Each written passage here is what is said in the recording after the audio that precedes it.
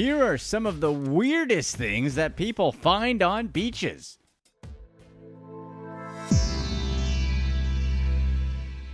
Number 10. Japanese Harley Davidson. In April 2012, a beachcomber in Canada made a surprising discovery. Peter Mark was exploring the coast of Graham Island in British Columbia when he stumbled on a large storage container on the beach. Inside sat a broken, rusted 2004 Harley Davidson night train motorcycle with Japanese license plates. The Harley somehow went on a 4,000+ mile journey across the Pacific because the container was insulated. That made sure it floated all the way from Japan. It ended up floating across the Pacific Ocean for over a year before washing up on Graham Island. The funny thing is, Mark actually went back to the site 3 weeks after his initial visit, but the shipping container was gone. All that remained was the Harley itself, half buried in the sand. Thanks to a still intact VIN on the motorcycle, Harley-Davidson staff were able to track down the bike's original owner, Ego Yuigahama. The company initially offered to restore the bike, but they quickly changed their mind. They discovered that most of the parts just needed to be replaced. Instead, they offered him a brand new motorcycle to replace the one he had lost. Interestingly enough, Yuigahama respectfully declined the gift, saying that he didn't feel right accepting it. He instead requested his bike to be displayed in a place of prominence at the Harley-Davidson Museum as a remembrance, and that request was granted. His motorcycle is now part of the museum's permanent display.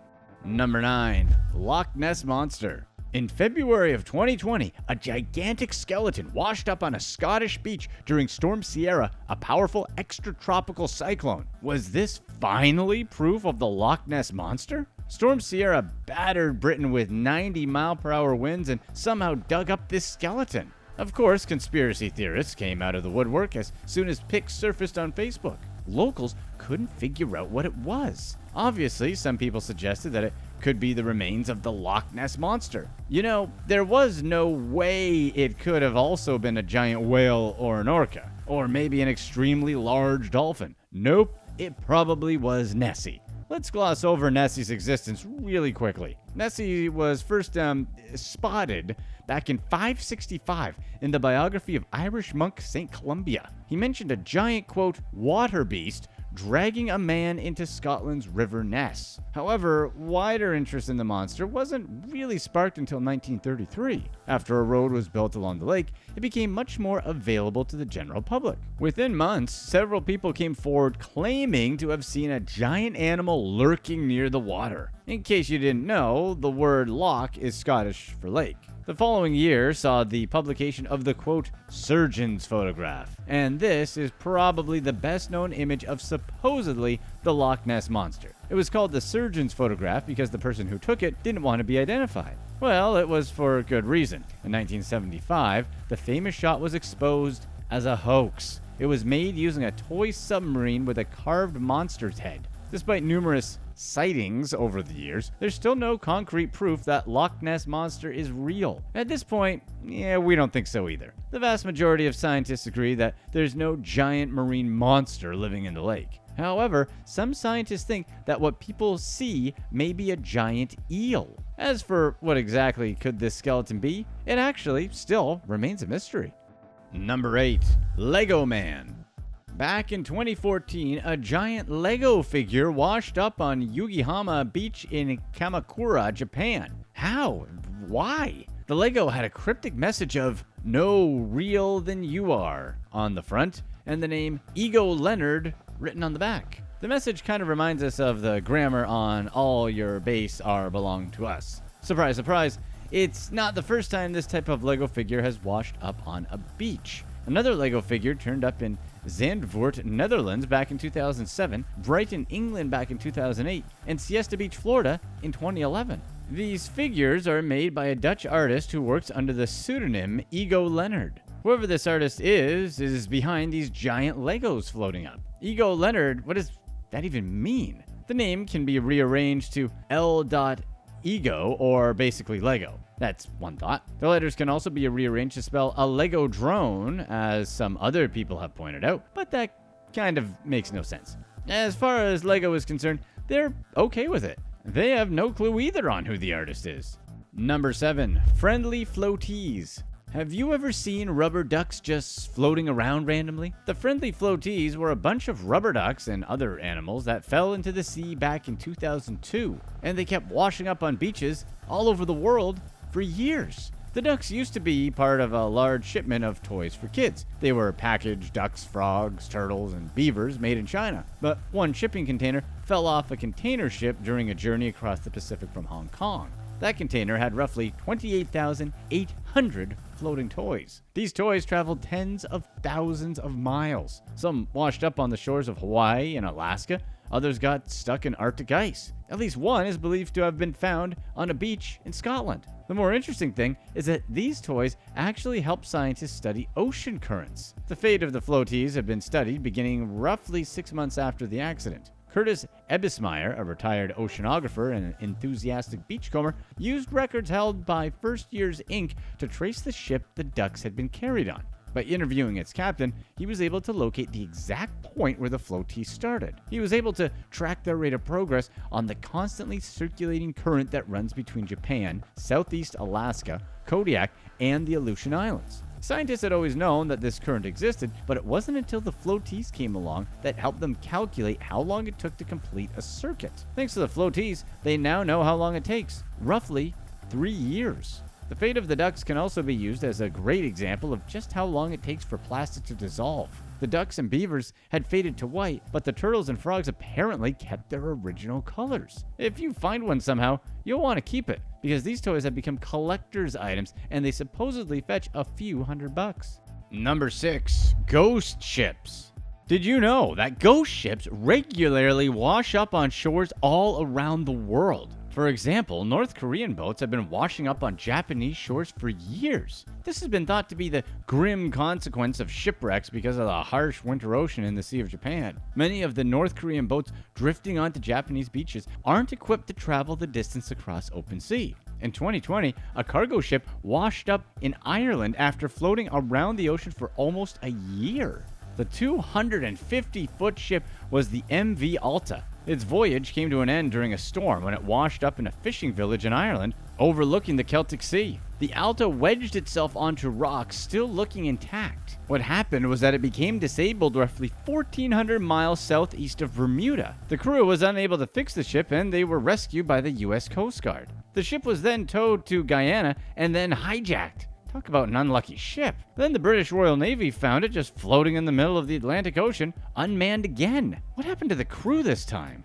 Number 5. SpaceX junk. One thing that's not always talked about is how much stuff is discarded in order to go to space. But Elon Musk is trying to change all that. However, that doesn't mean everything goes according to plan. Florida fisherman David Stokes reeled in the door of a SpaceX spaceship off the Daytona Beach coast in February 2020. He found what looks like a parachute door from the SpaceX Dragon Crew capsule along with some parachutes. He found this stuff just 10 days after the January SpaceX test launch. In that test, a rocket was deliberately blown up. If you're wondering why space launches are almost always done near the ocean, that's just simply because it's better to have falling debris fall into water instead of land. That totally makes sense. How crappy would it be to have space junk falling all over your house? This wasn't the first case SpaceX sprayed junk into the ocean. Back in 2018, rocket debris from a SpaceX launch washed up on shore in North Carolina, not just once, but twice. The chunk of metal was so heavy, officials had to get a front-end loader just to get it off the beach. One of the key philosophies of SpaceX business is about reusing rockets to significantly reduce the cost of spaceflight. Obviously, recycling is a big part. SpaceX claims that reusability will revolutionize access to space. The Falcon 9 rocket was the first orbital rocket to return to Earth after a successful launch. Number 4. Garfield phones. Have you heard of Garfield phones washing up? Oh wait, you didn't even know Garfield phones were a thing. Well, neither did we. Apparently since the 80s, parts of Garfield phones have been steadily washing up on the coast of Brittany in France. Nobody knew where the Garfield phones were coming from. Locals had no choice but to continue collecting Garfield phones for over 35 years. Okay, it doesn't take a genius to figure out that the phones most likely fell off a ship, but why was Garfield still washing up after all these years? Residents had long suspected the phones came from a shipping container, but they had never been able to find it. It wasn't until a campaign by an anti-pollution group that got people's attention. Local farmer Renee Morvan recalled seeing the first Garfield telephone after a storm in the early 1980s. The mystery was finally solved when Morvan escorted activists to the area where he had first seen the phones. And that's where they discovered the shipping container. It was in a secluded sea cave accessible only during low tide. Unfortunately, the destroyed container was buried underneath the rocks and is inaccessible. This meant that the still like-new Garfield parts will continue to wash up. Plastic Garfield is most likely going to outlast us all. Number 3. Giant sunfish.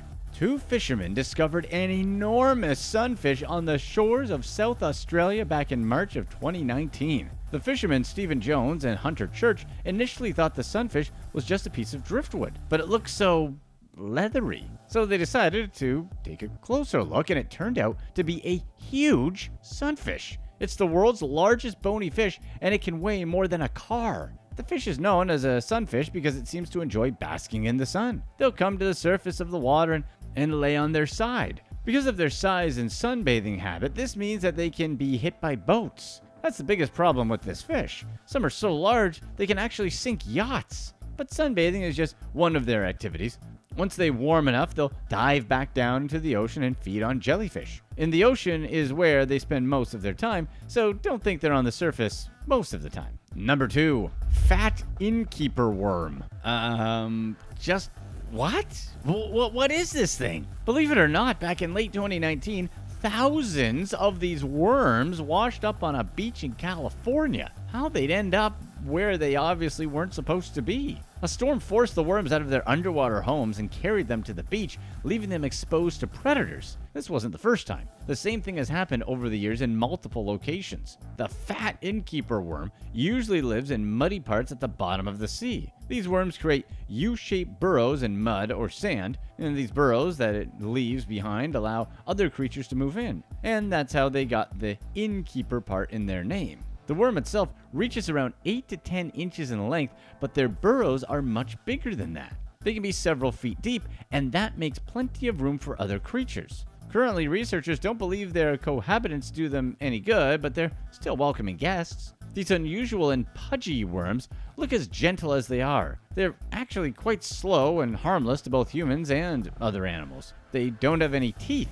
And these guys can live pretty long as well. A single worm can live up to 25 years. And no, we're not going to make the most obvious joke here. The worm pumps water into its burrow by waves of muscle contractions running down its body. Innkeeper worms eat by creating this type of slimy nets. The slime trap plankton drifting in the water. In certain countries such as South Korea and China, the innkeeper worm is a delicacy. People who've tried an innkeeper worm say they taste chewy, salty, but also surprisingly sweet. That's why they're often served with a savory sauce made from sesame oil and salt, or a spicier dip made out of vinegar and gochujang, which is a sweet and spicy sauce Koreans typically use.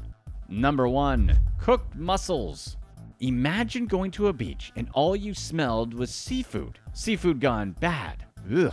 Back earlier in 2020, hundreds of thousands of mussels were quite literally cooked in New Zealand because of rising temperatures in New Zealand's waters. There were well over 500,000 mussels and shells littered on Maunganui Bluff Beach in the country's North Island. A 2019 report from the New Zealand government claims that climate change has been warming sea temperatures and that it's been devastating the country's native marine plants, animals, and inhabitants. According to the report, between 1981 and 2018, overall sea surface temperatures across New Zealand's 4 oceanic regions increased between 0.1 and 0.2 degrees Celsius per decade.